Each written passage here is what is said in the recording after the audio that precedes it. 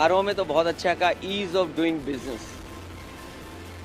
Ease of doing business नहीं है, यहाँ ईज ऑफ डूइंग करप्शन है, ईज ऑफ डूइंग क्राइम है, ईज ऑफ डूइंग इंसल्ट है, ईज ऑफ डूइंग कमीशन है। कितने में ईज ऑफ डूइंग बताऊं आपको। इन्होंने कारोबार रोका है, अपने लोगों को लाभ देने के चक्कर में न केवल प्रदेश का बल्कि भारत का कारोबार उद्योग ठप हो गया है। नोटबंदी के बाद न केवल बैंकें डूबी हैं, उसके बाद जीएसटी जिस तरह लागू की है और जिस तरीके से ई कॉमर्स चल रहा है, हमारे छोटे व्यापारी, छोटे दुकानदार बर्बाद हो रहे हैं।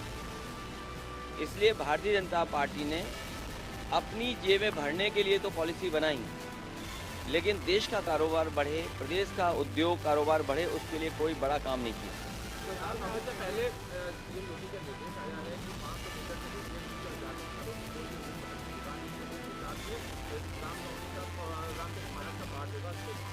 देखिए, मैं अपने पत्रकार साथियों से कहना चाहता हूँ,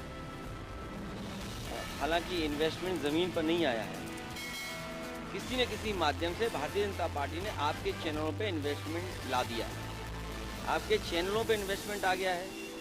लेकिन कोविड के बाद से आपका वेतन अभी तक नहीं बढ़ा है। अगर आप में से किसी का भी वेतन बढ़ा हो तो बता दो आप, लेकिन आपके चैनलों पे इन्वेस्टमेंट आ गया है। इस प्रदेश की बुनियादी जो समस्या है कि बिजली की है, महंगी बिजली है, यहाँ कारोबार नहीं हो रहा, नौकरी नहीं मिल रही, रोजगार नहीं। और फिर जो आपने बड़ा सपना दिखाया था 40 लाख करोड़ एमओयू, कम से कम ट्रांसपेरेंसी, ये जो कहते हैं ना जीरो टॉलरेंस, हम ट्रांसपेरेंट गवर्नमेंट चला रहे हैं, हमारे अंदर ट्रांसपेरेंसी है, तो कम से कम 40 लाख करोड़ में कितना इन्वेस्टमेंट ज़मीन पर आया है और उस इन्वेस्टमेंट से कितने लोगों को नौकरी रोजगार मिला है, कम से कम ये तो बता दें।